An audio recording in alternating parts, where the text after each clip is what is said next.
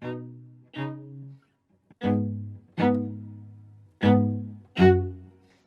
everyone. My name is Wang, and I am an assistant professor at SILS. I thank you so much for tuning in, and I hope you are safe and well at the moment of watching. Over the past 2 years, I've been teaching and researching at SILS. The two courses that I'm teaching are INLS 509, Information Retrieval, and INLS 690, Data Mining Methods and Applications. So briefly, information retrieval is a scientific field behind all kinds of search engines and recommender systems that you see every day, like Google, Twitter, Facebook, and what have you, which is the everyday tool that we use to access large amounts of information. So in the data mining course, what I'm doing is to introduce the state-of-the-art data mining techniques to basically help us extract insights and knowledge from various forms of data, including, well, tables that you're familiar with, but also unstructured text, images, time series, sequences if you're interested in DNA or RNA, networks, and so on.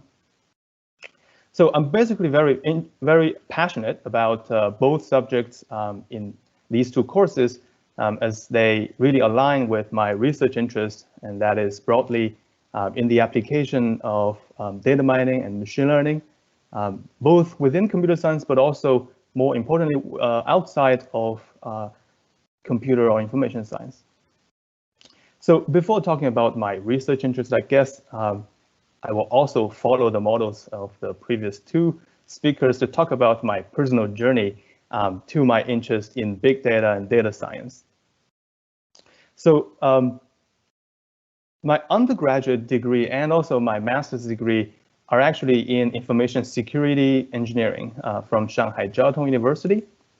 And in that degree, the main subject that I study was to encrypt data, to basically make data unreadable for people, to protect it. But the more I study that subject, the more I kind of get a gut feeling that instead of encrypting the data, I really want to decrypt the knowledge in the data, right? Hidden there in tons of data there. So instead of making those data unreadable, why don't we extract useful information from them, right? So that was one of the kind of myths surrounding my head when I was doing undergraduate and master's degree. So I remember that at one night, and that was like the third year after Chinese New Year, I got an email from one of my friends who said, okay, hey, there's an internship opportunity at Microsoft Research Asia, and that was in Beijing, and there's something that might interest you. And so I took a look. The project was actually about inferring hidden sentiments of clinical notes. And in particular, that's patient-written clinical notes. So I was very excited. I thought, okay, that was the time for me. And so I submitted my resume just that night. And later on, I really got that internship and went to Beijing and worked on the project. What's really fascinating me was basically how nuanced natural language is and how rich information is there. They are ambiguous, but they're just beautiful. And thinking about the possibility for a computer to be able to understand and process that large amount of our human language at scale is really fascinating me as an engineer. So I said to myself, okay, at the end of the internship, why don't I just do another degree, not in information security, but in retrieval and data mining. So that led me to the graduate study, the PhD study at University of Michigan, where I basically fulfilled that, that quench of interest of mine. So when doing that research, two things actually struck me. One thing is how information technology can actually help people who are outside of our field. For instance, one of the projects that I was doing was to help essentially information or social scientists to understand massive communication on Twitter when a health crisis happened. And that was 2016, and that health crisis was Zika, not COVID. So what we did was to go back to the Twitter data dump and collected all tweets containing the keyword Zika, and then try to make sense of it. The challenge there is that, okay, you have 1 million of those tweets. So how do you reliably make sense of that? There has to be some machine learning / text mining to help people. So what we started with was we manually sampled a couple hundred tweets using various sampling strategies, and then manually coded them.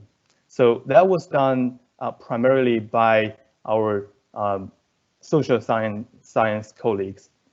And so when I was looking at their work, I really thought, okay, wouldn't it be great if I can scale up their manual work to this other almost 1 million untouched tweets and then extract, okay, what topics people are actually talking about at what time, around which places in the country or in the world, and so on. So essentially what I did was to take their annotated a few hundred tweets and then train natural language processing algorithms to basically teach that algorithm to replicate their manual work and annotated tweets using some specific categories or semantic codes if you have learned qualitative content analysis.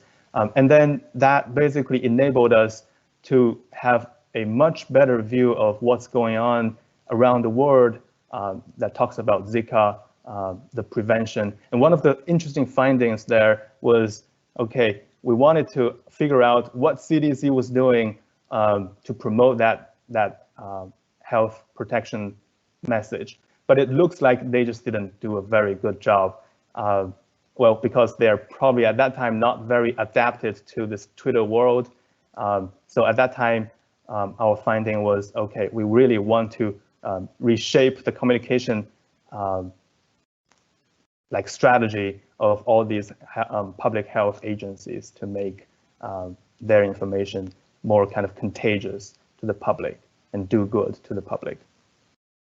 All right, so so those are some of the interests, research interests that I started my research, but also it was they are continuing on today. So my recent interests are actually around the theme of designing and studying machine learning systems and algorithms that are capable of interacting with humans, especially scientists, humbly learn from us and be transparent about what they know and what they don't know, and eventually collaborate with us to process large amount of information and extract the data and make use of those data. So if you are really interested in those kind of topics, please reach out to me and we can figure out research projects or just collaboration opportunities. All right, I guess I have still some time. I want to share a little bit about my personal interest outside of work. So outside of work, I am an advanced open water diver. I've now logged, I think, around 50 dives, mostly in the Caribbean Sea, but also in the east coast of, East Pacific or the west coast of Mexico. So during COVID, obviously you cannot do that. So nowadays I am learning to do gardening, and I have been learning very nice tips from some of my colleagues, and one of them is Brian, who you will listen to in just a moment. So I think that's pretty much all about me. Thank you so much. Looking forward to seeing you either online or in person.